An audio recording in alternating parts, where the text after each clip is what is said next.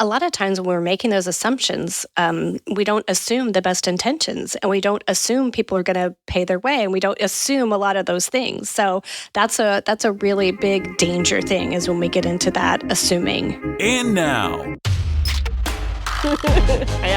I'm the captain now. coming to you from the K2 Studios in San Diego, California. This sounds great. You sound amazing. I always sound amazing. It's the world famous Everybody's hitting off like BFFs. Kris and Kristine Show. Hey, what's happening? How are you doing today? Thank you so much for being here. And I am Kris. And I'm Kristine, and welcome to episode 184 of the Kris and Kristine Show. Ooh-wee, fantastic. Coming to you live on a Sunday. We are. We're creeping up on episode 200 pretty quick here. I think it's going to be in the next couple of months that we're going to get there. Yeah. Are we going to have a celebration? Of course we are. I don't know what we're going to do. I have nothing planned. 200 episodes of torture. Of torture? Are you getting tortured? Yes. Am I torturing you? Yes. Podcast torture. Oh, my goodness. Because podcasting, Kris, is a whole different level of seriousness from everyday Kris. Please explain. What do you mean? It's like, you transform into this, like, we've got to do this right now, blah, blah, blah, blah, blah. I don't talk like that. You're right, you don't. No, I don't. Sometimes you do. Yes, when it comes to podcasting, you can never get enough. I just can't. I just love this whole medium. I just love doing this. I love being here for you, the listener. I just love sharing my wonderful love and joy out to the world. Okay, now tell everybody, how many times a week do you listen to your own episodes? Well, I always got to make sure that they sound good. I mean, other than the one time that you should listen for quality control, how many times do you listen per week? Well, I do like to listen to your voice a lot. So what I do, like you're just glossing over it. How many times? Straight answer. A few. I do mean like only a few, not like a lot, but like just a few. In your mind, is a few 3 or is a few 10? No, not like 10. Like probably a couple, maybe like. Well, okay. Couple is 2. It depends on how long the episode is. If we do like a really, really long episode, I may only have time to listen to that one time through. Like our last one was our longest episode we ever done, ever recorded in the history of the Kris and Kristine Show. The longest ever. So I only listened to that one. So you listened to that one only 3 times. I only listened to that one actually one full time. Okay. But not at one sitting. It was all done like broken up over the course of a few days or whatever. But usually, if they're a super short episode, I may listen to it, 2, 3, 4 times-ish, Uh-huh. Like the one you and I did on the Podtastic audio episode. I listened like 4 times. Yeah, I know you did. I think you listened to it more than 4.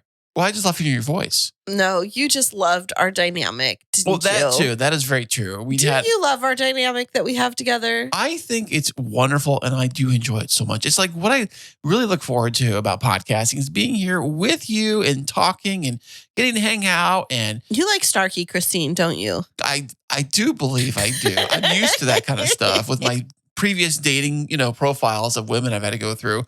The snark is what really, I'm drawn to. Oh, my word. Why did you have to go there right now? This is okay. We were doing okay. Until car crashes. Until you had to bring up other ladies. You're a glutton for punishment. See, this is the thing that a lot of people don't realize about you is you are more comfortable with mean than you are with nice. Explain. I'm more comfortable with people being mean to me. Yeah, you just explained it yourself. So when someone's nice to me, I'm like, it's very foreign to you. Yeah, who are you? What are you doing here? What is this? Why? Like, where did this come from? Why are you being so nice to me?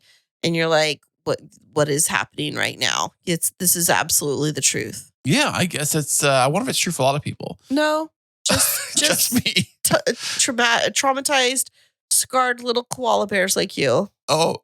He called me a koala bear because I'm so cute. No, koalas are vicious. They are? Yes, people think they're cute until you get close to them and then they're vicious. They'll scratch your eyes out. Really? They'll bite you. They have like sharp teeth? Yes. Really? And they have sharp claws. No way. Yeah. People think they're sweet because what actually happens is eucalyptus is it's like weed for koalas. No way, they get high off that stuff? Yes, they do. No way. So they're in like this euphoric state, and that's why they sleep so much. Is it's like totally buzzing them out. And so they'll sleep for hours and hours a day. But if you agitate a koala, it doesn't happen a lot, but that's why you're not supposed to handle them, is because people think they're docile creatures. They are not. Koalas are crazy. I can see using a koala bear as maybe like a Trojan horse for like your enemy. Like, hey, I got you a little gift. We're cool now, right? Oh, so cute. And the thing's like scratch. It scratches your face off. Basically, yeah. So you are more comfortable with koalas, things that look cute on the outside but really destroy you. So you are more cute with alligators like me? It's rough on the outside, bite you. What you're saying is I'm attracted to scaly creatures that can like disembowel you? Yeah, pretty much. But you leave know. you for dead, but don't actually like the taste of you? Oh, okay. Because that's what happens with alligators. Did you know that they can't actually eat a person because our salt content is too high? It would actually kill them. You know what? People can't eat 12 packs of donuts too, but they try. They try, exactly. They try and fail, which is why you'll find people that have been, this episode is already off to such a great start. You'll find people that have been mauled by an alligator, but not actually consumed. That's crazy. I hate to have that happen. I heard a guy the other day on the news that got mauled to death by pit bulls. And I don't think, I just glanced at the story. Oh my gosh, that's so tragic. I didn't know either he was the owner of the dogs or maybe the neighbor of the dogs or something along those lines. But it was actually caught on film by the news, by the helicopter in the sky. Eye in the sky actually caught the whole event happening. What? And I don't know if he's being chased by cops. See, I didn't read all the details. So this is just like literally just like little bits and pieces of the story. So this is like a typical Kris story right here is he'll come out and he'll be like, babe, somebody got shot by a grizzly bear in their backyard. And I'm like, what? I need the backstory on this. And you're like, well, actually, it was a group of 5 men that were dressed up as a grizzly bear who were trying to evade the law and came through the tunnels as a Mexican cartel. This is a Kris. Why is a cartel can play for everything? This is a typical Kris story right here. Yeah, they make a documentary on Netflix. It's coming out tomorrow. It's called Grizzly. It's called Grizzly. Grizzly Cocaine Bear. Well, this episode is off to a great start already. Definitely a fun-filled start. But before we go any further, has anything exciting been happening in your life over the last 7 days? Well, thanks for asking, by the way. Absolutely not that I can think of. In fact, you can make anything exciting, though. I know. Check this out. I actually went and took Jacob to football practice today. So what I did is that he has practice. Today we're recording this. It's Sunday, and Sunday is like the day of rest. So they said, I read in the Bible that it was a day of rest. So I always said Sunday is a day to chill out. But no, we got football practice at 8 a.m. in the morning. 8:30. 8:30 in the morning, which means I got to wake up early. Back up. No, back up to what? Back up. Normally, I take him to football practice, but because somebody was being a turkey to me last night, a turkey, like a meanie panini. The koala bear. Yes. A vicious grizzly walla bear. Your sentence that you had to serve was doing the driving in the first part of the morning to football practice. And last night I said, what time should I set my alarm on my phone to wake up? And you said, you don't need to set an alarm because that was on Saturday. Because you're going to wake up with Clover. Yes, I did with say Clover, and Clover is going to be your alarm clock, and she'll wake up right at 6 o'clock in the morning. And sure enough, little Clover Bear got up at 6 a.m. and said, "Hey, Dad, let's get up and take me downstairs to go potty." And I said, "Fine, whatever." So I'm up at 6 in the morning, 6:30, and I'm literally on the couch, just zoning out, just flicking through my phone, social media, whatever, just kind of zombie out mode. And then I go tell Jacob, "Hey," no, and then you run upstairs. Yeah, I run upstairs and tell Jacob, "Hey, we got to get going for football today." Yeah. So here's how it happens. I'm in bed, my one day to sleep in, because the other 5 days of the week, I take Clover downstairs. You take her down on Saturday and Sunday. So I'm resting up, and all of a sudden you tear into our bedroom, frantically grabbing your keys and your shoes. And I'm like, what time is it? And I hear you go and tell Jacob that, wake up, Jacob, wake up. You got to get ready for football. For football. We got to go and right now. And I'm like, what the heck? No, I didn't say that. None of this is true. Well, it's It sounded like that. Oh, it sounded like that. It did sound like that, very close. And I look at my clock and it's 7:24, and I'm like, WTF? Like, what is happening right now? And all you need to worry about is just go back to beauty sleep because I'm handling this. So I'm taking care of this. I get up and I come downstairs. And as I come downstairs, you drop a bowl and shatter it all over the kitchen floor. And then I hear all of the Kris language that flies around like little gnats. And I was like, I don't care about that bowl. It's not a big deal. And you were like, well, I've got to clean this up because I have to leave in 3 minutes. And I'm like, it's 7:32. Yeah, I've got to take Jacob to football. I was like, no, you don't yet. Yeah, I've got to take him. And I was like, no, it's not until 8:30. And then you were like, what? Well, I took care of everything. I swept up the bowl, cleaned all the bits and pieces with the broom, and I cleaned the kitchen, and I put them all in the trash. And I took care of that disaster. Made us coffee, so we're able to drink our coffee like we normally do, although we were in a little bit of a rush because I had to take Jacob to football practice. This is true. At 8:30 at the high school. His brand new high school he's going to be going into next year. Yeah. So every Sunday morning so far, unless they change the dates on us, Sunday mornings they do a football practice. It's an extracurricular practice squad, not part of the high school, but it's some kind of youth group thing or something. And they do it there with not just high school kids, but they also said he had younger kids. Yeah, they there. have Pop Warner there too. Right. So it's basically going over the fundamentals of football, the game, I'm sure. I wasn't there for the whole practice. So basically what all I do is, in my pajamas, I drive him over there and I drop him off and I say, Jacob, give me a call or text whenever you want me to pick you up. Great. Yep. So you're starting to get into the rhythm of being a sports dad. But you know what's interesting is our weekends are starting to get taken up by sports a lot. So we have Friday evening baseball practice for Mason. And then starting here in 2 weeks, he'll have opening day. So we'll have Saturday morning games and then Sunday morning football for Jacob.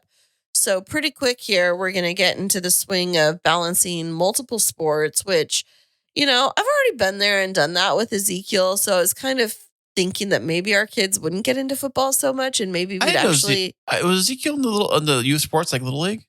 Yeah, and soccer. Oh, okay. Nice. Yeah. I mean, he had soccer. So he did Little League for a couple of years. And then he did soccer for a couple of years. And then when he was in high school, he did water polo. And then when he was in middle school, he did track and he was a drummer. So we would have parades and things like that when he was on the drum line. And so, like, I've been there, done all of that stuff. So I thought, like, you know, my kid, my oldest, is raised. And I thought, well, maybe you and their mom would figure out how to balance all of this stuff. But nope. Kristine to the rescue yet again. Well, hero of the day, let I me tell you. guess. So what I had to do to go pick up Jacob back over there this morning, a couple hours later, a couple hours go by, and he gets the call and says, Dad, I'm ready to be picked up. Okay, cool. Are you being picked up at the gym area or the weight room area? Or are you being picked up at the field area? Oh, back at the field where you dropped me off. Great, Jacob. I'll be right there over there. I'll head over there. And then I said, hey, Mason, want to tag along? Yeah, fine, whatever. No, so Mason, I asked Mason. well, it's not here and there. So Mason jumps in the car. We go over there and I pull up in front of the field. Now, from where the kids are practicing, from where you park, there's not like a parking lot. You park on the street.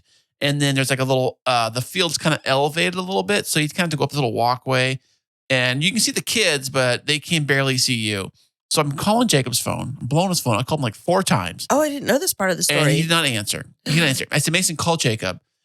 So I park in front. I'm shut the truck off, you know, at this point. And I told Mason, go over there, like towards the grass by the field and like wave him down. Like get him. But Mason went barefoot. Exactly. He went barefoot. And I'm in my pajamas. So I wasn't even dressed. I did not know this part of the story. I am like, well, Mason, you just go over there on the sidewalk part and just go wave him down. No, I don't have any shoes on. I said, but Mason, I'm in my pajamas. Like, I'm not even like dressed to go outside.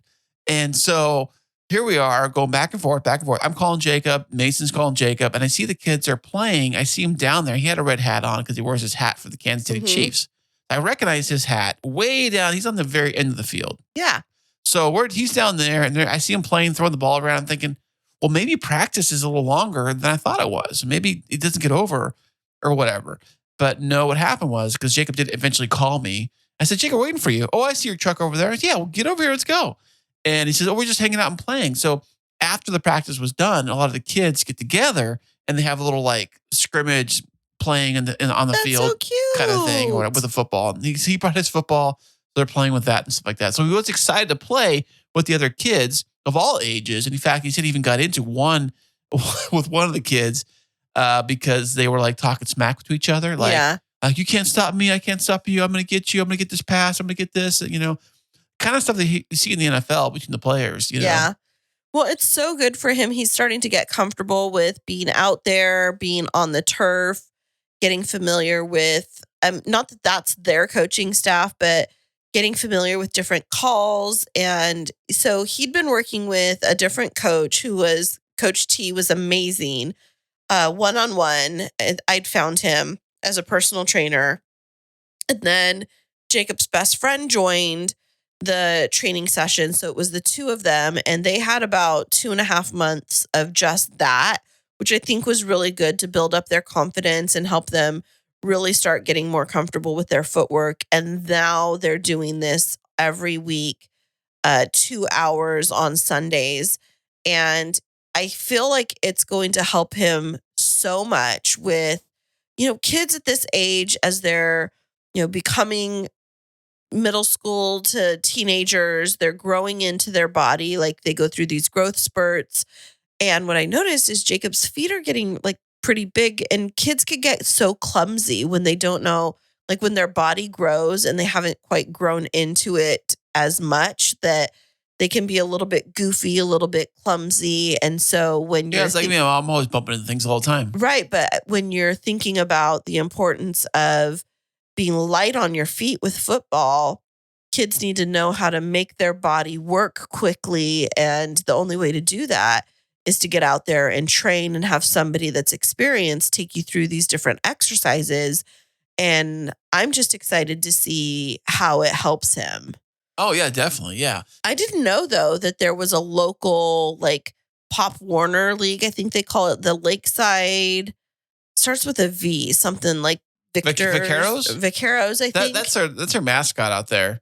Yeah, I didn't realize that there was an actual, like, Pop Warner League, or I would have suggested putting the kids in it earlier. Yeah, I don't even know how that stuff works. Is it full tackle or is it like... Yeah, the kids had like pads and everything. It was tackle. Way. Yeah. No. At what age do they do that? Well, they were little. Like they looked like Mason's age. No way. Yeah. Well, so where I grew up in Kingsburg, Pop Warner, the little kids league, starts at like 6, where they can start with like the little bitty football, like little teeny tykes, but they're doing tackle. It's so fun to watch them because the pads and the helmet are like so massive on all these little kids. Well, they're running around, and I wonder if they're like tackling and how it all works and stuff. I guess they are, but if you think about it, exposing kids to that from a very young age and getting them to understand the game from that age gives them such an edge when they get up to the high school of ranks, course, yeah. Because now they understand how plays are run. And I feel like there's so many situations where kids can be at a disadvantage because they didn't have that. I mean, Jacob did have flag football at his middle school, but I didn't even think to look into Pop Warner for him. I did. I just didn't know his school actually offered it. So it's not at the school. It's like the community. Oh, right. Yeah. Well, I mean, the good news is now he's working on, football stuff, and he's really into football. Like football is like all he wants to talk to you about is football, asking questions about different teams and different trades and different things. And where do you think this coach should go, or this team member should go, or this, that, or whatever. And I'm like, well, I mean, you know more than I do. He's actually gone beyond my knowledge of the game quite a bit. But what he's also doing with it that I appreciate is it's helping him be a lot more focused and disciplined at school. He's also being a lot more aware of what he's eating, and he's not been taking in as much junk food. He's been really encouraging the family for us to like cook at home and eat at home. And, that's not typically the norm for teenagers when he's, encouraging his little brother to consume more fruits and vegetables. And with me, like yesterday, so he's been waking up in the morning and making himself breakfast on the weekends almost every morning. So yesterday I was like, oh, well, what are you cooking? And he was making eggs, which he does, eggs with cheese. which is good source of protein. And then he was cutting up an apple to go with it. And I was like, that's really good that he's starting to get that, which I've been working hard with them on incorporating fruits and veggies at every meal. And so it's just becoming a thing naturally, which I think is so great. That is very great. I think having fresh fruit and fresh fruit, I can't say that, fresh fruit in the house and having fresh food to cook up is always a positive versus all the fast food nonsense that's available so readily everywhere. Absolutely. And you know, it's one of the things that I've been noticing as we've been eating at home more with our kids is how I guess I just looked past this. When I was raising Zeke, I didn't have to be as intentional about it, but teaching table manners.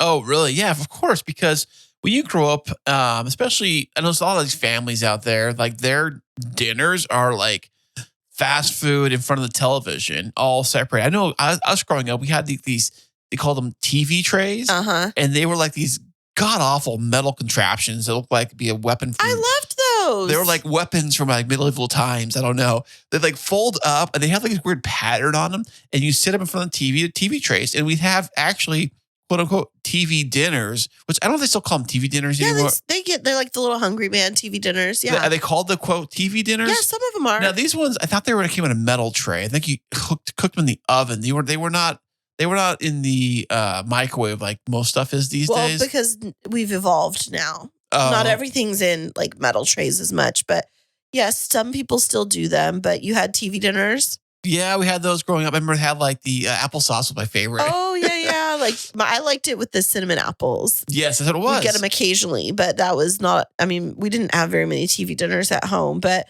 with our boys, one of the things that I've been trying to do is helping them to be aware of how they are behaving at the dinner table, because it's easy when you're around family to just like not give a care and just act however, and not to put our boys on blast, but they definitely are boys at the table and a little bit gross.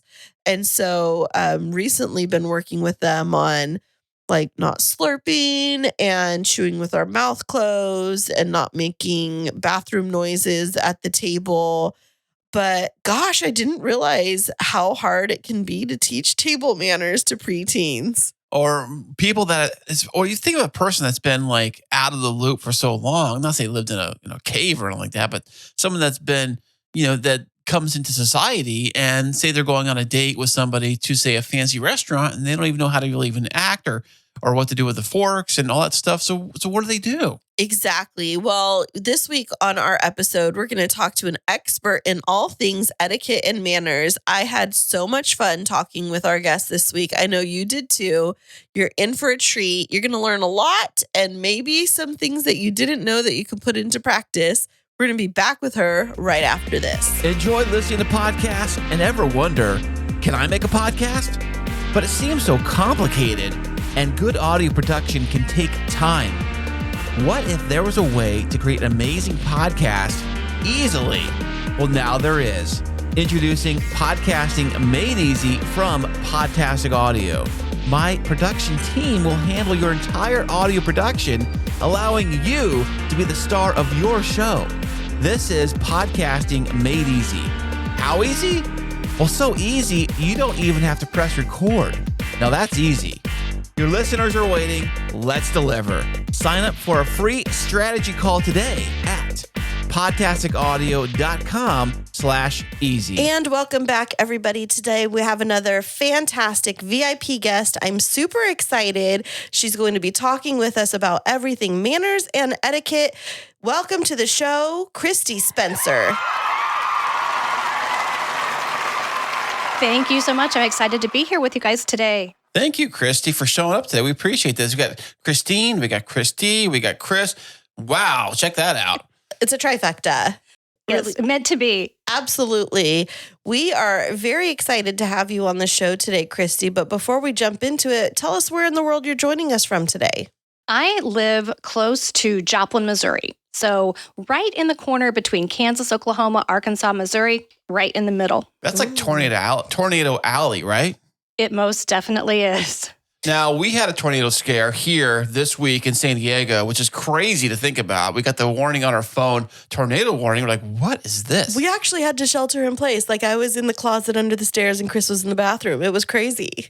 Yeah, you guys are not used to that. No. Do you all have like basements and like tornado shelters like the Wizard of Oz and all that stuff? Yeah, we do. We either you have one or your neighbor has one or somebody down the street has one. So Joplin, Missouri had a pretty famous tornado 10, 11 years ago. And, it was really, really serious. But, for you guys, you'd had so much happen before that. When you get the alert on your phone, you're like, oh my gosh, what now? I know. So it's been a crazy weather fiasco out here for a couple of weeks with massive flooding. And then we had the tornado warning. And then I didn't even tell you, Kris, yesterday there was an earthquake in LA. It was little. It was 4.6, not big. Oh, okay. Well, so you live in the Missouri area. Now, is your area that you're residing in referred to as the Ozarks? Well, we're a little bit outside of that. So when you think about Branson, Missouri, and a little bit further south, then that kind of gets into that area. But we're really close to that. Okay. Well, I was telling you just before we went on to the interview, I lived in Missouri for a year. I went to school there in Springfield. And there was a restaurant in Springfield, Missouri that I loved. And I have to find out if you've ever been there. It was called Lambert's. Yes. Okay. Yes. You've been there before? As an etiquette and a dining etiquette person, it's not my favorite concept. What's wrong with restaurants? Well, they throw food at you. Why? Because it's fun. Is it like here's your burrito? They throw it to you like come catch? No, it's rolls. They throw hot dinner rolls at you across the room. Is it because they don't have any waitresses? No, it's just like they're famous for, they call them the home of throwed rolls. Okay, and then they come around and scoop your fried okra onto paper towel. What's okra? What's no? What's okra? Oh, it's so good. It's so good. I might even eat it off a paper towel. Well, there you probably will. Being thrown at you. I was wondering how you felt about Lambert's because it's definitely a unique experience. Yeah, I think avoiding things flying through the air when you're eating is just a little bit more my pace. But they have a theme and they go with it, and I appreciate them for that. Well, yeah, mark your territory. I get it, yeah. I'll never forget, I was walking back from the restroom one time and got caught in the line of fire. Oh, no. You hit the face with okra? Pegged by a roll. A roll. There was actually a lawsuit. A woman got burned by, a flying hot roll. Oh, my word. And I think they still do it, but maybe you have to sign a waiver or something when you go in. Danger flying food. Yes. We're not responsible for injury or death by your roll to the face. Yeah. Well, I used to attend the church just across the street from there. And so it would be an easy enough, just hop on over to Lambert's. But it's crazy how people line up around the corner for a restaurant where they throw your food at you. Right. Yeah. We will sign up for anything. Yeah, absolutely. Well, so living in Missouri and living in the area that you do, you seem like you have gotten this really great footing around etiquette and manners, but we'd love to find out a little bit more about how you got started in this world. Well, so my original position was I was in television news for 20 some years. Was this local news? Local news, local television news. So when the tornado hits Joplin, we're real busy with those kinds of things. Oh, I bet. Yeah. Even here too. Yeah. Yeah. So we were, so that was my background for years and years. This is the same old story. COVID hit. We all looked at our lives and we said, is this what we really want to do? Is this the legacy that we want to live? And I thought, I think I'm ready for a change. And so I went down this path, took an etiquette training course, and kind of the rest is history. I just decided, as you can make people feel good in the world and you can add kindness and positivity, which really, that's my definition of etiquette, is really taking care of other people. And people are craving that right now. That's so true. Now, before COVID and throughout your career and your upbringing, were you someone who had a lot of modeling around etiquette and manners? Was it something that your parents were very structured around, or is it something you found later in life? It was something that I grew up with, which is really interesting because I grew up on a farm. And you would not think that that is a place where you would find, you would have a lot of concentration on manners and etiquette. But it did not matter. My parents we sit around the table, we all use napkins, we learn how to use our forks and our knives and those kinds of things. And then later, as a teenager, my dad got a different job from being a farmer, and we moved overseas. So then we were in a setting where my dad worked at the embassy. And so that's a whole different world than when you've got, cows outside. What country were you in? I was in Japan. Oh, wow. So we were in Japan, and then we lived in Peru for a little while. And, you're at the ambassador's house having dinner and you're doing things like that. And so that really did pique my interest, not only because we were really exposed to more formal things, but we were exposed to other cultures, and you just learned how people did things differently. And you were kind of able to look at the way that you did things as well. And you think, oh, the way we do things is the best way. But it's often not. There's so many ways that we can do things. So that's really, even as a teenager, what had me interested in that kind of thing.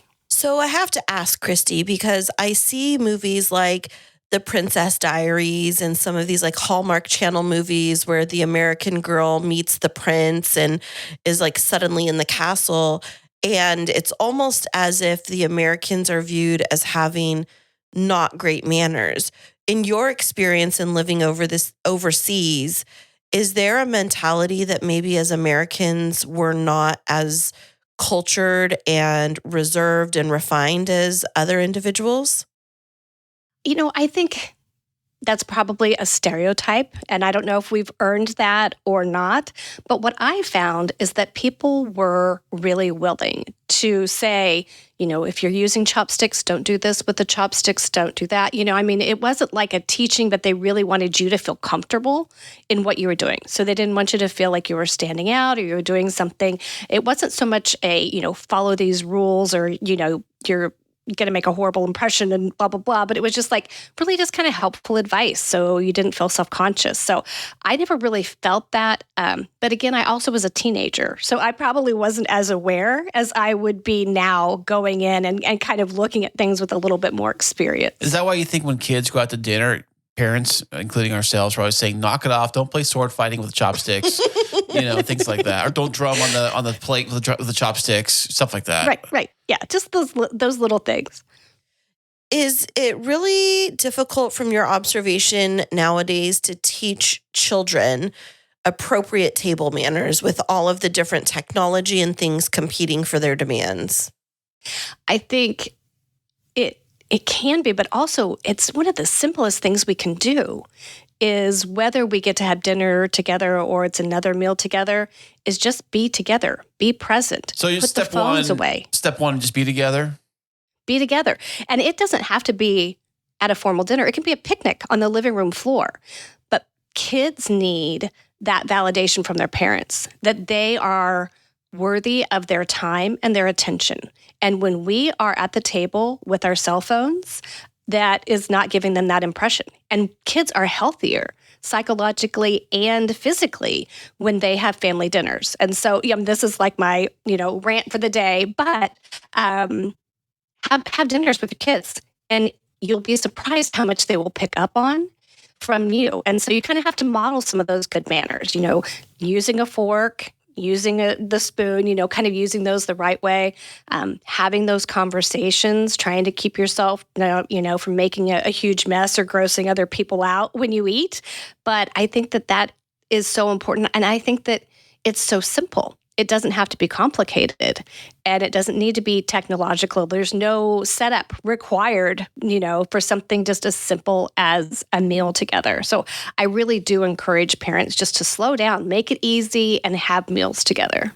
I love that you're saying this. We've been working, so Kris and I combined between our families, our blended family, we have 3 boys that we're raising. They're 19, 14, and 11, almost 12. And we've been working on table manners for the past however long, 5 years that we've been together.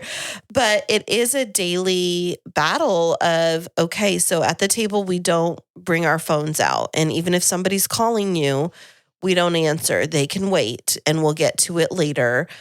We don't secretly have AirPods in our ears so that, when somebody's talking to us, we're actually not listening. And then last night was a funny little situation. So I made, collectively, we made a steak dinner.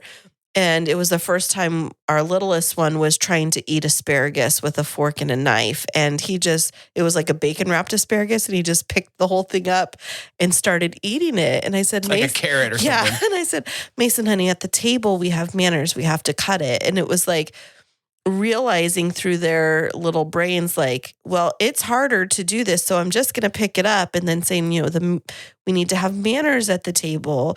And he's battling with, but it's easier. Like, I just want to eat the food.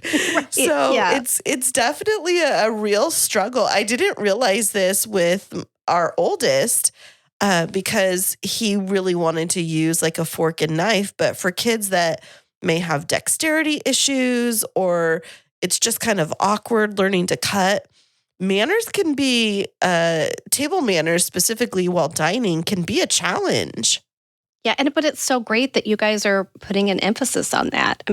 Our kids get so much of their confidence from those kinds of things. That's really what we're teaching them, is I want to give you confidence when you go and you're having a meal with somebody or, you're at a business dinner or, it's a little more higher stakes than it is our dinner at night, but that they have the confidence to know how to do that.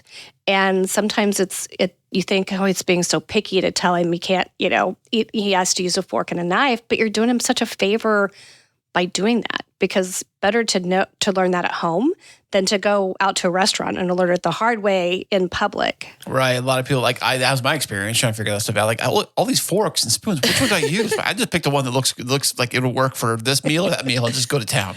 Yeah. Yeah, you're saying this about like learning in a restaurant, and it reminds me of this incident when I was a freshman in college, and I went to, it was like a banquet for my sorority. I was invited to take a date, I had to take a date with me, and he was sitting next to me, and it was a pasta meal. And so I was using my fork to just like twirl my pasta on my plate. And I still had good manners. Like I was doing what my parents taught me. And this guy, my date, was appalled that I didn't know how to use like a spoon with my fork to like wrap my pasta. And he's like, what are you doing? Don't you know how to eat pasta properly? I was mortified because I grew up in a house of all girls with a mom that was like very set on us having really good table manners, passing things properly, appropriate dinner conversation, not leaving the table unless you ask, those types of things. So how do we prepare our kids for environments where there may be different rules and different manners than what we have at home? Well, first of all, do you have that guy's phone number or email address? It was a one-time only date. Okay, here's the deal. He was incorrect. So that is not the way that you have to eat pasta, or really even the most sophisticated way to eat pasta. So you, sister, were doing it correctly. Thank you. I feel validated. Yes. There you go. Yeah. Nice. And it gets to the other point that when I'm teaching dining etiquette, which is a hugely popular course, because people, kids have anxiety and they sit down, like you say, they look at the forks and they're like, holy cow, what do I do? So it's really, a helpful thing. But the other thing I tell them is, I am going to teach you these things for good. You cannot use them for evil. And so the number one rudest thing you can ever do is to point out somebody else's lack of manners. So, and as parents, that's kind of hard for us to model sometimes, because that's what we're here to teach you. We're here to kind of point out when you mess up. But then we have to remember, maybe when we're in a restaurant setting, we don't do that, because at some point we have to model that for the kids, is that, okay, we're going to talk about it later as opposed to in the moment, because I don't want them, especially if you have, some sibling rivalry or something, as kids pointing out when somebody else is doing something incorrectly, and that you don't want them to do that to their friends or, another adult either. So I tell people it's for good. You can't use it for evil. And it's never okay to point out somebody's bad manners. So hopefully that makes people a little bit more comfortable in what they're doing. Yeah, but sometimes some people that were raised without any manners growing up, and then they become adults and they end up going on their first date, like with Kristine here. And then they realize, they're slurping their spaghetti at the table. I don't think she was slurping. No, I'm just saying, if the guy was, for example. Right. So, how embarrassed, that must make him feel embarrassed, even if you do not straight up tell him, hey, dude, what are you doing? Come on, we have manners here. How would you say it in a nice way to them, to tell them that? It really depends on the relationship and if they're looking for advice. If it's not, it is just kind of, this in the back of your mind. This is information that you now have about this person. You may not want to date them anymore because you're like, okay, what else do they not know if they don't know that? Hey, but that's I think funny you say that, yeah. Yeah, it's really, I think it just depends. So if you had a friend and you would say, listen, we're going to be the kind of friends where if I'm grossing you out, you're going to tell me, vice versa. If I have BO, I'm going to tell you, vice versa. You have that relationship. But if we don't have that relationship with other people, that's not, we got to be concerned with ourselves more than it's other people. Like first meeting somebody for the first time, you want to be polite when you first meet the person, but even though on the back of your head, you're thinking oh, this person stinks. or their toupee is falling off their head. But I can't say nothing. I just met them. I can't say nothing, Yeah. And so it's just I just always think okay, this is good information to have. Good information for me, but I'm not going to point it out to other people. Okay, Kristi, we're going to ask you some awkward situation questions and how we could approach them using appropriate manners and etiquette. So are you ready for these? I am, I think. Okay. So first one, hypothetically, you walk up to somebody, maybe you know them, maybe you don't, a female, and she has lipstick all over her teeth. How would you politely inform her without embarrassing her? I would suggest the kind of universal sign that we would, you'd put you could just kind of point to your tooth. And I think we all kind of either know that that's either broccoli in the tooth or spinach, or I've got something on my tooth.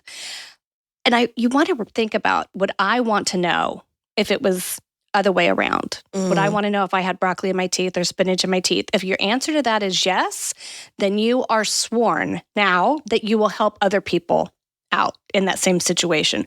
Or you might say, hey, you might want to take a look in the mirror.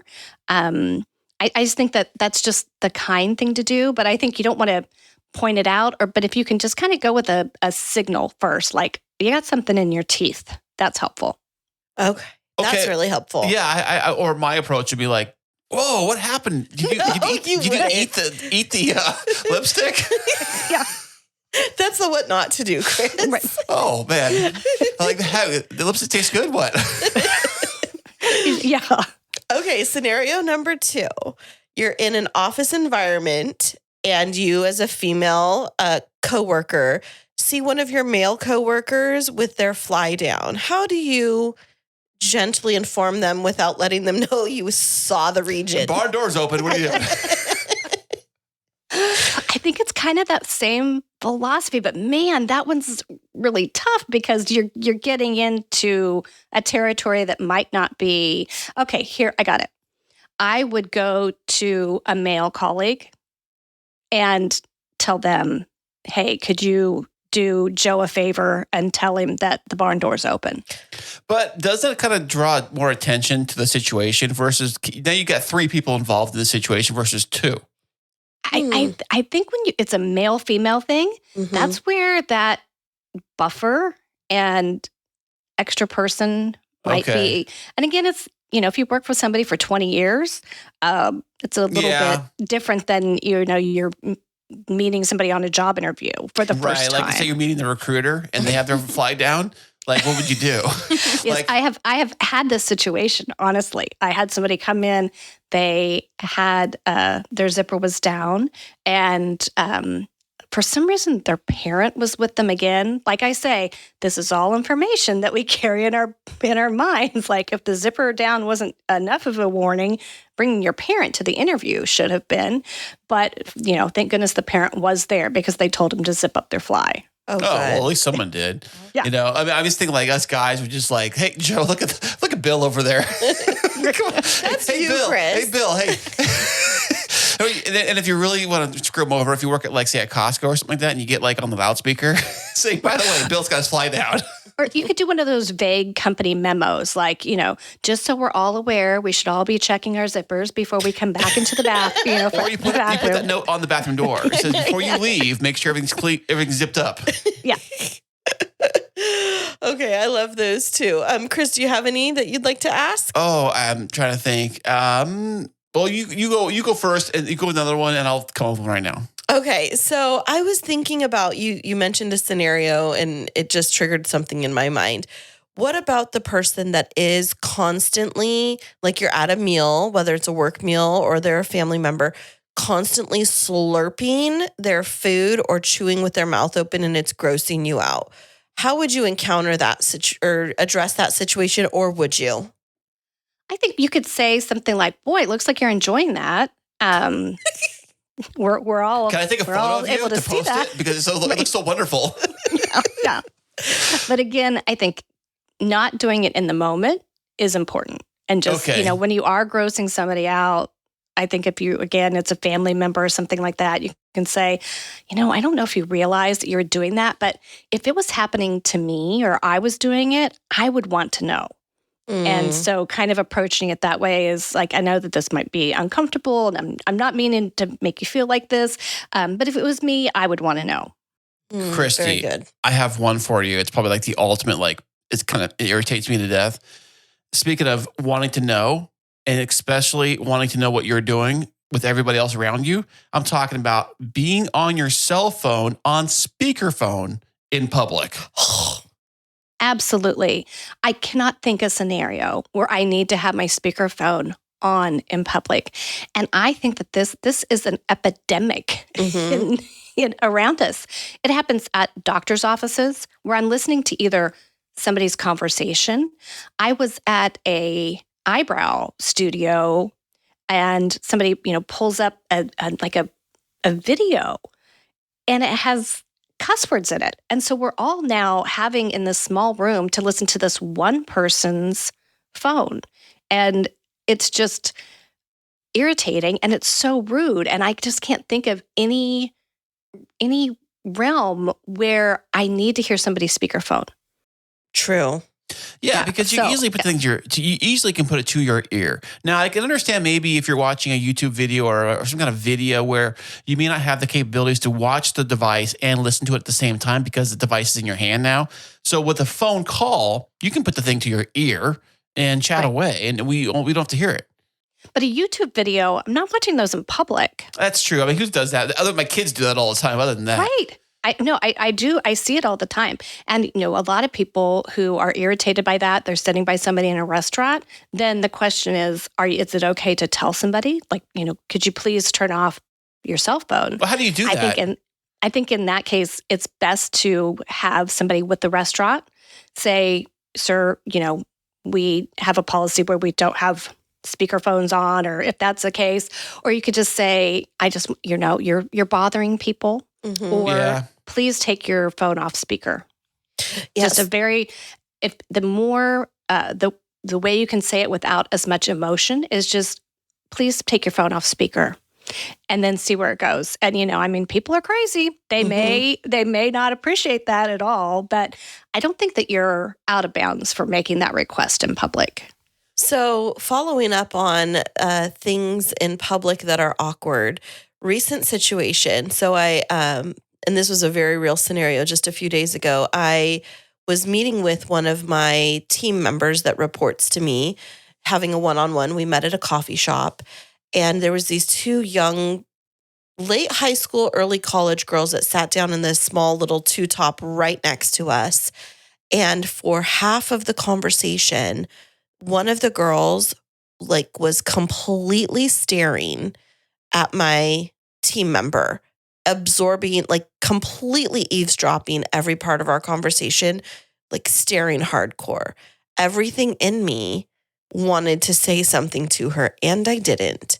But in that kind of a situation where they're so obviously butting in and I'm becoming a third party to the conversation, how would you gently say, mind your own business? The problem with that is we're in public. Mm-hmm. Yeah. And I think that if it's that, a conversation, no offense, but maybe that was better for a closed door office. I would have said the same thing too. Yeah, it was just. But again, it's rude, and Right. I think you can kind of give somebody a look, making that eye contact, hip check. Mhm. We can see what you're doing here, but I don't think that there's any way to keep them from doing that. Unfortunately, Okay. Right, I'm glad well- I didn't then. Well, what if it went extreme where the girl decided to pull her phone out and just even from 5 feet away, just videoing you in your conversation? that would never happen. I don't know. Does it?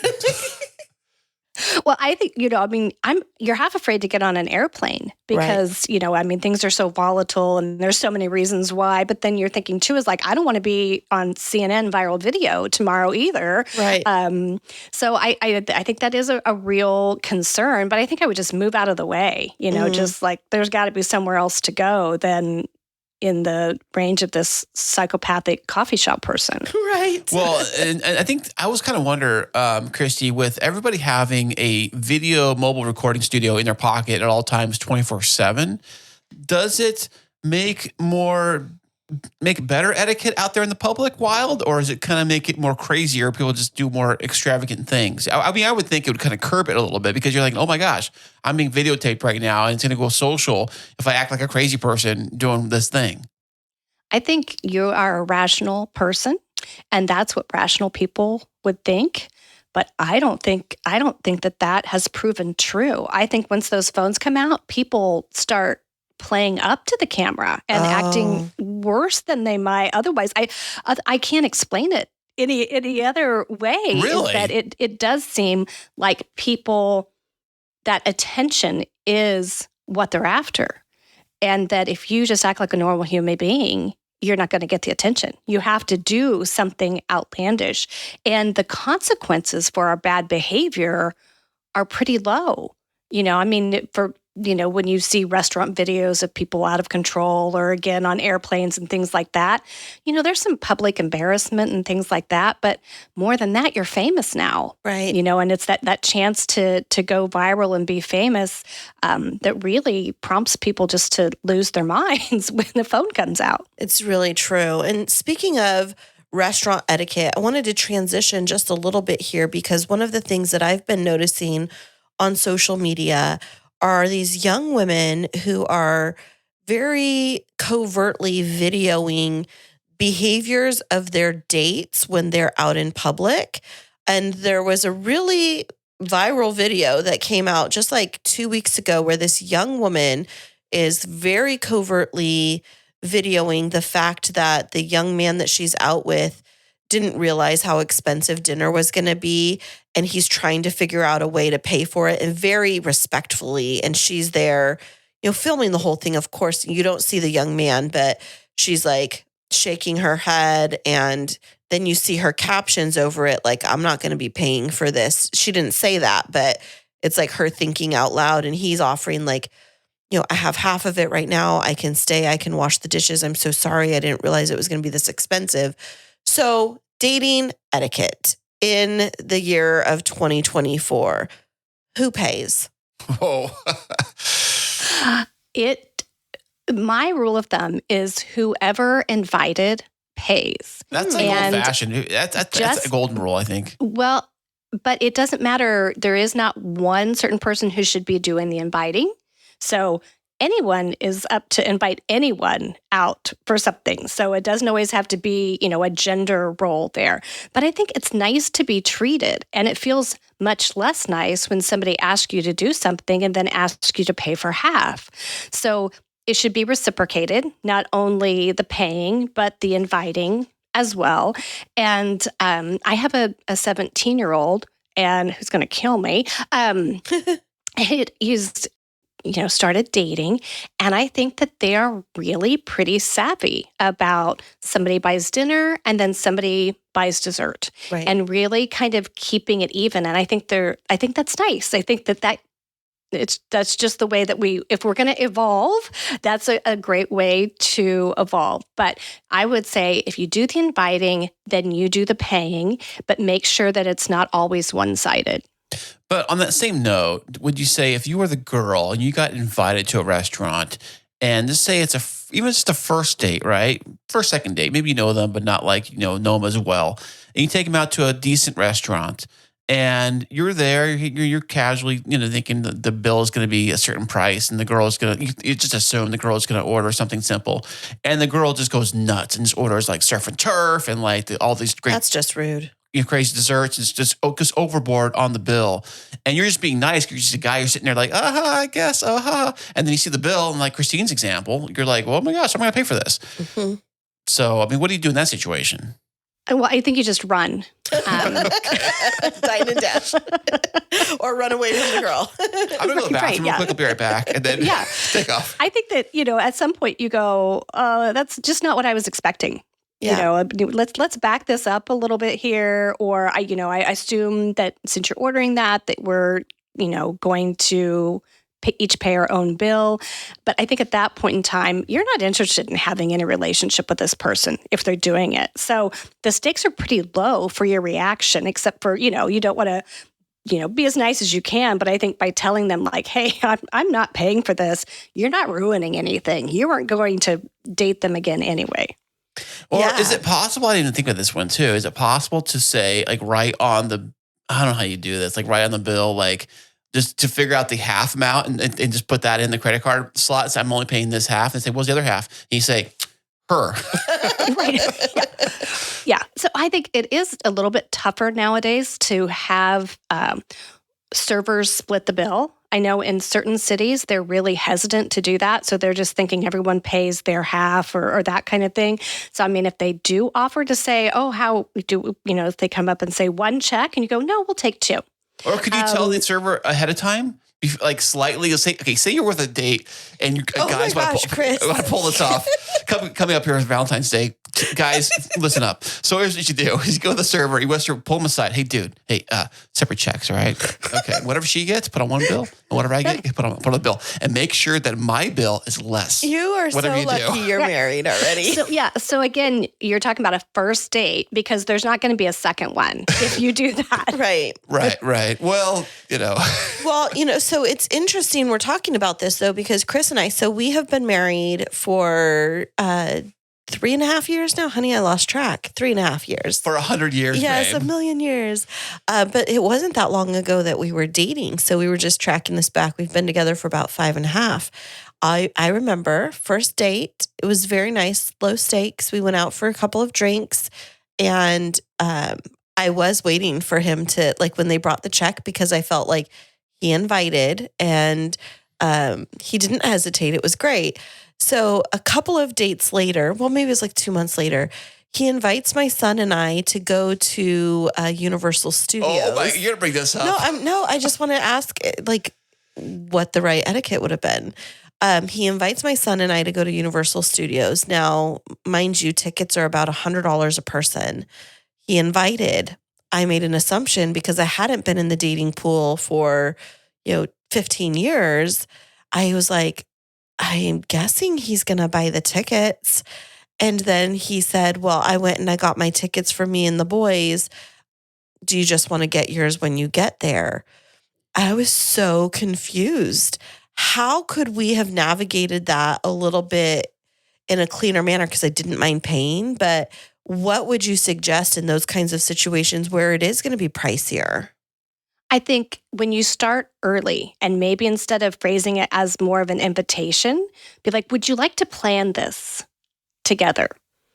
And Okay. then that maybe sets the groundwork that it's a little bit more, because like you said, you didn't mind doing it. It was just kind of the uncomfortable unknowing of what was the expectation. So I think maybe just a little reword there, like, hey, would you like to plan this together? Or let's talk about budgeting, just send some of those kinds of things to get it out in the open. So we don't each go into having some expectations, but that's a flex move too. What a great beginning dating idea to get everybody together and do something really fun. And it really was. But I will say, even though he did ask me that question, it kind of caught me off guard because I had been in a situation where it was, a lot of times the guy was paying, like in my previous marriage, but it was my money. Like it was, joint money. So it was you paying. It was really, we were both paying. It was just the gesture. However, what I did appreciate was I felt like that was a pivotal moment for us in our dating where we did start to talk about what can be an awkward conversation, which is money. So before we went on the trip, I said, okay, so let's figure this out so that we feel like we're equally contributing. How do we want to divide up gas? Are we going to all pay for our own meals just because I want to budget appropriately? And it made for no awkwardness when we went where we were covering our own kids, but then, we'd buy little tokens for each other and, splurge a little bit here and there for the kids as we wanted to. But I think that clarity is kindness when it really comes to situations like this socially. And I feel that so many couples avoid talking about it.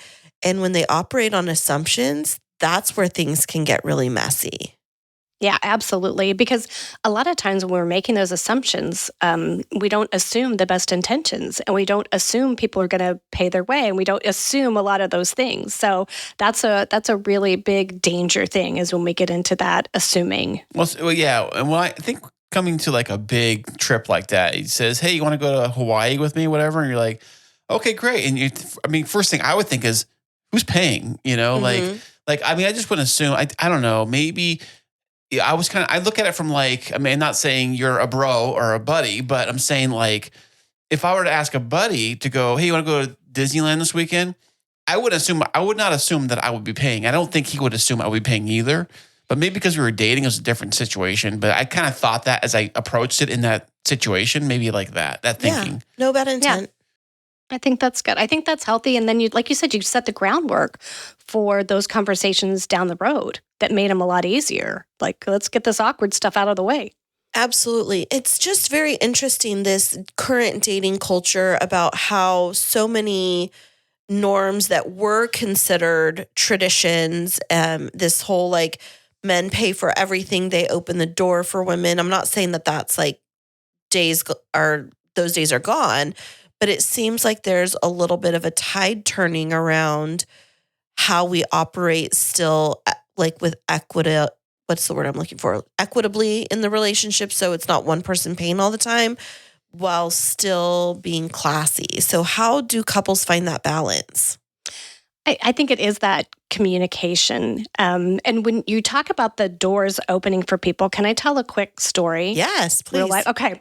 So I was headed into a restaurant and there was a gentleman who was coming out of the restaurant. I was going into the restaurant and we were kind of that awkward stage. I was at the door and he was maybe 6 steps from the door. So it's kind of like, do you hold it? Do you not? Whatever. And so I held the door open for him and let him go first. And he turned at me and he yelled at me and he said, that's not the way it works. What do you mean? That I were to open the door for him. And I thought, man, this is why people don't try. But wait, you held it for him or he held it for you? He was further away than I was. And so we were going opposite directions. And so as I just held the door so he could leave.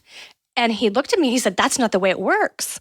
And so I thought, buddy, you are missing on all accounts here. The whole idea was for us to have a a polite interaction. And since I was at the door first, I thought I'd open it for you. That makes total sense. But then, for him to turn to me and go, that's not the way it works. I thought that's the opposite of polite. Like, and it's really easy sometimes for us to let that. So we open the door, somebody doesn't say thank you, or we let somebody in front of us in our lane or something when we're zipper merging and when it acknowledges it, then we're kind of set for the rest of the day. We're like, well, I'm not going to open the door for anybody else, and no one's going to get in line in front of me.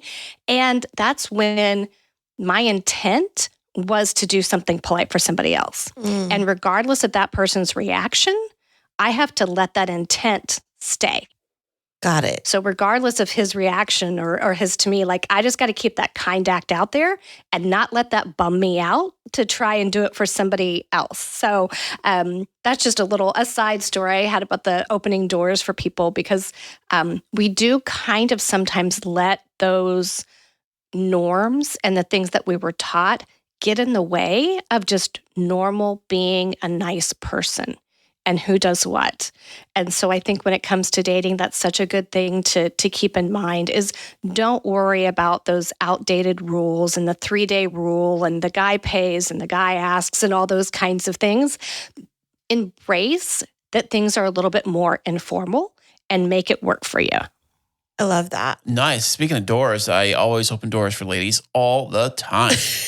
Well, and everybody. they should be doing the same thing for you. Yep. You do a very nice job, as you remember. I mean, there's times when we're rushing around with kids, but you do make a really nice effort to open doors. I do appreciate it. Well, I do it at work a lot too, because I'm always going in and out of the stores all the time. And I always will hold the door for somebody, even if they're like 6 feet away, 7 feet away, I'll hold the form. Now, there's a point where they're like halfway across the parking lot, and I'm like, I'm not holding the door for them, you know? But that is the awkward stage. You're like, am I going to look rude if I shut the door in their face, or is this awkward that I'm holding it for so long? So what I do is I kind of walk through it and like just look away from the person, so they don't even know what. Like, so they say, hold it for, well, how do you know you're from there? I'm sorry, I didn't even see you.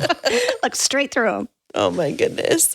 Well, this has been super informative so far, Kristi, but I would love to pick your brain about another area of your expertise, which is related to wedding etiquette. Ooh, I know somebody in that business. I know. I was a little snoop and I went onto your website and I saw the treasure trove of resources that you have. And, what I'd like to say is we went through this time right after COVID where there was a huge wedding boom. And we've been in this little bit of a wedding gap, but when we look at the data for what's on trend for the wedding scene over the next 2 years, we're getting ready to have an engagement boom. And it's anticipated that we're going to have some of the largest numbers of weddings from the end of 2024 through 2026. So with that being said, whenever it comes to weddings and wedding planning, there are so many different traditions and cultural components and religious components and financial components to navigate through. How did you become an expert in wedding etiquette? Well, I've always been interested in weddings and planned my own wedding. It was 20 years ago last week when we first got married.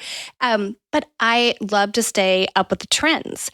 And my philosophy is I'm not going to tell you what to do. I'm not going to tell you that the bride should pay for this part and the groom pays for that part. I'm going to bring up the whole picture. And actually, I think that the whole budgeting and that calibration is completely off. I mean, we have got to change this. That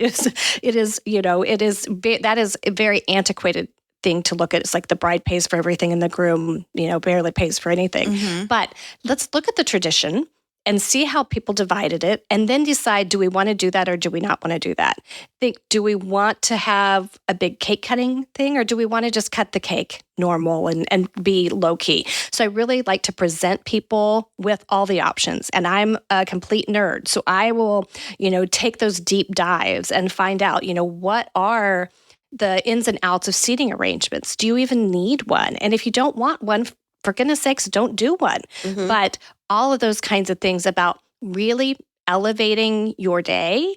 And even if it's going to be very simple and casual, there's still a lot of etiquette that goes into that to make sure that you have a good day and that your guests are prepared and also enjoy themselves.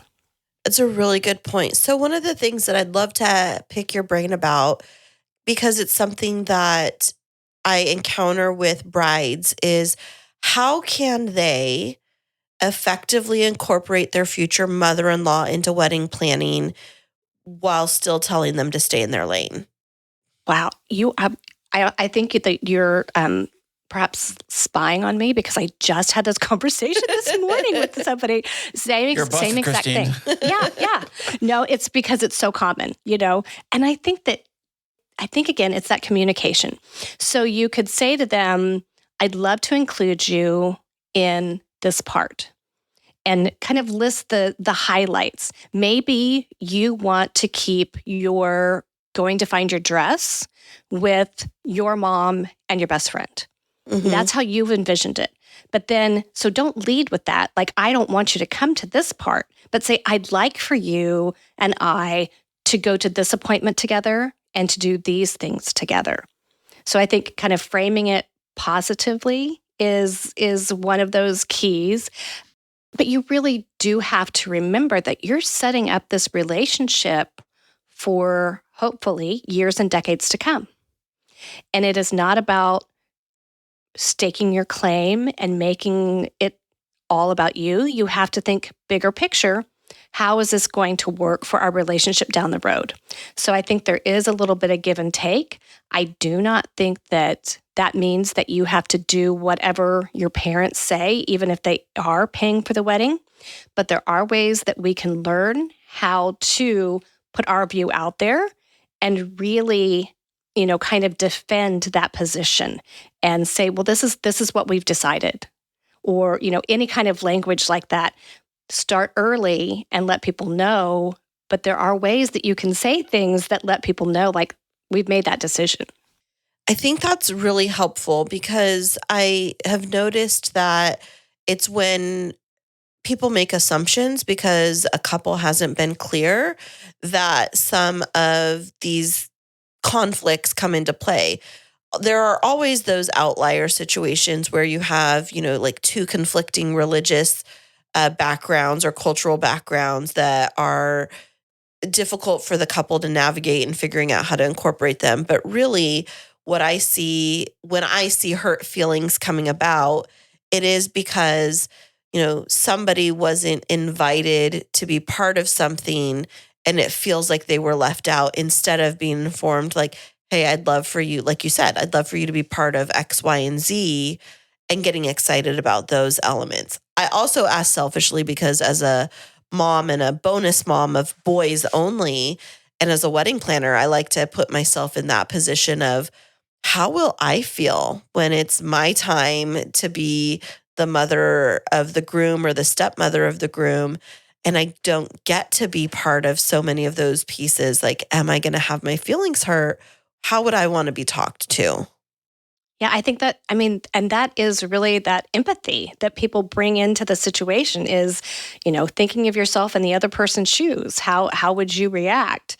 And I think that sometimes we get a little bit too wrapped up in that day, that moment, and our role in it, as opposed to thinking of the bigger picture. Again, this is their day. It should be exactly what they wanted. And any parent who is willing to do, the time and the money and the energy into helping somebody, that's really why they should be doing it, is to help the couple have the best day that they possibly can. And while we have different ideas generationally, and like you said, different customs, different religions, different traditions, somehow we got to figure those out and find some middle ground. Kristi, I got a big question about weddings. How do you, as a wedding planner, deal with a bridezilla? I'm just here for the etiquette part of it. So that's a nice escape right there. Yeah. We talked about your seating arrangements, dear. We've got that covered. I think that you're going to have that because the stakes are so high on this day. And I think that, I think a lot of couples even thinking that this is my wedding month, this is my wedding week. Wedding year. No, you get a couple hours is what you get. I think that it can be a very, very self-centered thing. And I think social media has probably ramped that up nth degrees. But you really, you kind of go with it as far as you can. You just know that this too shall pass until you got to put your foot down and say, listen, you are really being difficult to deal with. But I think there were so many of us who were in that same situation. We just have to think back, and we're trying to live up to our own expectations and other people's expectations. And that's hard. Well, how do you be nice about it? Like what kind of etiquette can you use towards that bride to kind of, tell them to calm down? I think, isn't there something about telling a woman to calm down that makes it worse?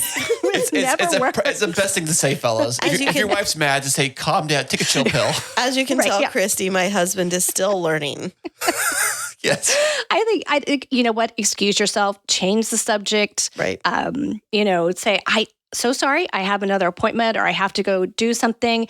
And hopefully this will just kind of, simmer down in its own time. But that perspective is almost impossible for a bride to have because everything is so important and it's all at once. And you have to have it within the certain amount of hours. So a couple of wedding-related questions that I would love for you to weigh in on etiquette-wise that have come up with couples that I've been encountering. When they receive wedding gifts before the wedding, 2 questions. Can they open them early? And if so, are they expected to send the thank you card before the wedding has actually occurred? You can do either of those things. I think if you wait to open them, sometimes that's practical, sometimes that's not practical. But what I would encourage people to do is you can open it, but do not use it until you sent the thank you card. Very nice. So that's your trade-off. So even if it's money before you deposit it or before you use it, you have to send the thank you card. Same with a gift. So it really is helpful if people do send those wedding gifts ahead of time, because who wants to haul, gifts along with everything else from the reception to wherever. But I think for me, I would say send the thank you after, because it's hard to say thank you for a wedding gift and people are thinking, well, that wedding hasn't happened yet. So I think sending them after is a good thing, but you can open it, but you can't use it until you've sent the thank you. So I think that's great guidance. I think the gray area where some of my couples have been falling into is when they have a wedding website with a honeymoon fund, and those funds are instantly deposited. Of course, they're still not using it, but they see it there. And recently I had a bride reach out to me because one of their guests said, I was expecting to receive a thank you card already. I didn't know if you got the gift. And the bride was like, thank you so much. We did receive the gift. We're just waiting to send everything until after the wedding. And that guest was like miffed. And I thought, oh my goodness, am I giving bad guidance as a planner? I would have never thought that they needed to send it because they aren't using the funds. They're still sitting there. And so I don't know if that was an anomaly, but, it just made me wonder, is that still holding true? And I give that guidance of, if you've already used it, the thank you card should be out there. But if you're just holding off, then do it right after. Yeah, I think you can always write the thank you and then send them all at one time after the wedding. But no, traditionally, we're going to send that thank you after the wedding has happened. And people have about 3 months to hopefully get those thank you notes in the mail. And it's very difficult for people. And it is not uncommon for people not to send thank you notes. And that is just an unacceptable deviation from etiquette for me. If somebody has taken the time to do anything, even if it's click on something on your registry and send it to you or give you money for your honeymoon, that deserves a handwritten thank you note in a pretty timely manner. Mm-hmm. So, Kristi, did you hear the story that happened maybe a few years ago where the couple had one of those honeymoon funds and they collected all this cash to go to some great destination? I forget where it was. It could be Hawaii, who knows where. But anyways, the moral of the story is this, is that the wedding did not happen, but they took the money and went on vacation anyways. What do you do if you donated to, how do you be, politely say, what the hell? I think once you give a gift, there's no way that you have any impact on the gift, or you can't designate where it goes. So once you give a gift, it's gone. But then, you know what? If they decide to get married later down the road or to other people, they've already had their gift, and so you don't send another one. Oh, so you're saying if they said okay, now here's the real wedding this year. So please send it. Now we're going to go to Europe. So please, yeah. So I'm going to send them a fake gift for the second fake wedding in that way. But no, I think that's in poor taste. If you can return wedding gifts, you should. But I don't know what would the policy, Christine, you would probably know better. What would the policy be? Can you refund if people send you money? You can, because you get a note of who sent you what minus the fees. And what I would say, I mean, it's in poor taste to keep it if you haven't gone through with the wedding, because it was for a specific milestone event. Like I would say, as the planner, you should be refunding or returning the gift, or, reaching out to each person and saying, the wedding's not going to happen. We'd like to return the gift. And if that person then says, oh no, please keep it, that's a different story. Right. Yeah. But, it is one of those things where it is rude if the event doesn't occur for you to hold on to that. But I don't know if that translates to birthday parties and things like that. I just know your birthday is always going to be there. You're always going to have a birthday. This is true. Yeah. Well, yeah, I guess if it, the very unlikely and unfortunate event that you don't make it to your birthday, but that's a whole other big problem that you have. Right. It's very interesting. Okay, so a couple of other questions that I have related to weddings that have been in the media. I just saw this news story this morning. It was a best man who was not allowed to invite his new girlfriend because of the limited number of plus ones for weddings. So how do you kindly say you can't bring your new girlfriend? I tell people, when you make that invitation, then you indicate if it's a plus one or exactly who's invited. That might be kids' names on the inner envelope or anything like that. But I think you can explain that this is a new relationship. We already had our wedding, planned and paid for, and it's a significant cost to add somebody new. If you can accommodate it, I would, just to keep things, a nicer day for everyone. But I think that you can just have like an open and honest and polite conversation with somebody and say, we just weren't planning on this expense. It's a new thing, and we weren't able to accommodate it. And we hope you understand. Well, wouldn't there normally be, like, say, Chris, you might know that sometimes people don't make it to the wedding, but they have extra plates or extra things. Is it usually pretty okay to add just one other person? That's kind of like a pity invite. I think that sends the wrong message. No, not a pity. I'm saying, like, if the dude or whoever is like, hey, I'd bring my new girlfriend, but she wasn't on the list because we've already had these plates filled out. But Aunt Susie's not making it, so we're good now. You can go on in. You'd say, if we have a cancellation, we'll let you know. But you're on the RSVP list, Yeah, I think that it just kind of depends on that timeline. I mean, if it's a brand new relationship, you've sent out it's too soon, then I think he has to be pretty understanding that it just won't be possible. But yes, there will be somebody who doesn't show up as well. But it would be hard to, especially if as a rule, you're not allowing plus ones, to change that for one and not have hurt feelings for other people you didn't change it for. Very true. Well, this has been very informative, Kristi. Kris and I have one more question. Maybe it's a couple that are related, but just in general, because we were talking about this as we were prepping for this interview today, and we were looking through your resources, and we were just looking through your Instagram and reading all of your different tips. Bottom line, how do you stay polite when you just don't want to be? I think that we want to be, actually. I think that we want to have good interactions. Nobody wakes up in the morning and thinks like, how can I really screw up somebody else's day? I don't know. I know. Some people, it seems like that's what they do. There are some trolls out there for sure, but I think in general, we are good people. And that's just my, I prefer to believe that just to keep my life a little bit happier. But I think that when you don't want to, if you don't feel like you're being as polite as you can be, say as little as possible. So if you don't feel like being polite, then just be quiet. Bite your tongue. Yes. Even if you have to bite through it. Yeah. That'll really put you in a bad mood. Yeah.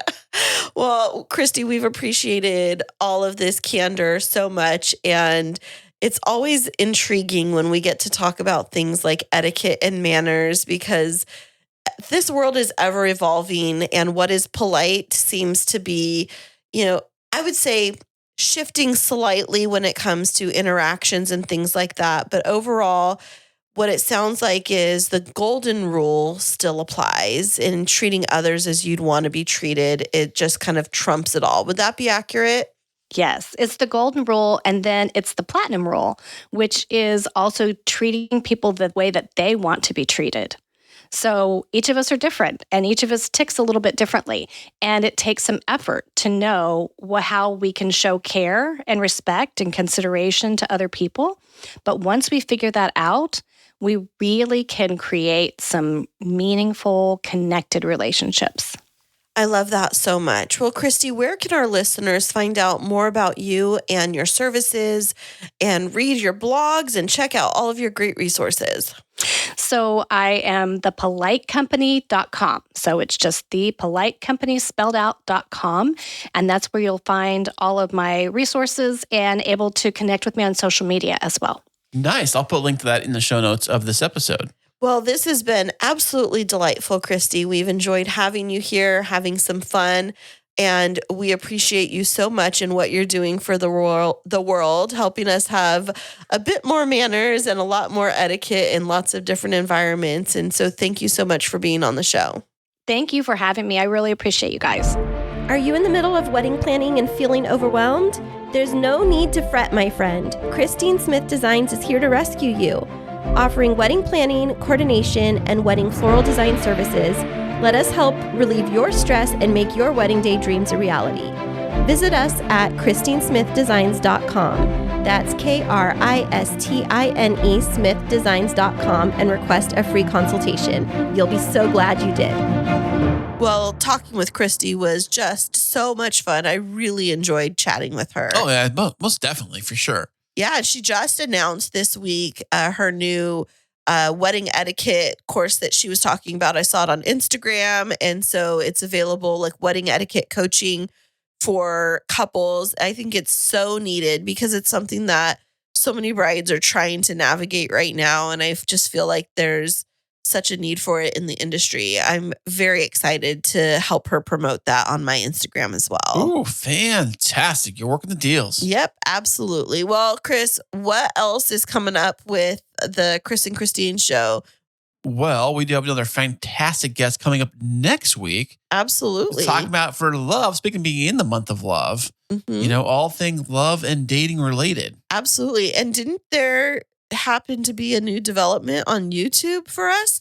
Oh, that's right. Yeah. Our entire Kris and Kristine Show is on YouTube. Our YouTube channel is at the Kris and Kristine Show at YouTube. Well, I'll put a link to it in the show notes, but Okay. I'll try to figure out the details here. But our entire back catalog of all our episodes are available on YouTube live right now. And this one too. I mean, you might be listening to it on YouTube right now. Now, there you it go. is not a video-based podcast, so it's still going to be audio only with our artwork, correct? That's right. YouTube did this cool new thing for all podcasters that are just audio-based only. It's called the RSS integration into YouTube. Basically, YouTube's saying, hey, you can put all your podcasting stuff right onto YouTube. We'll suck it into our little platform.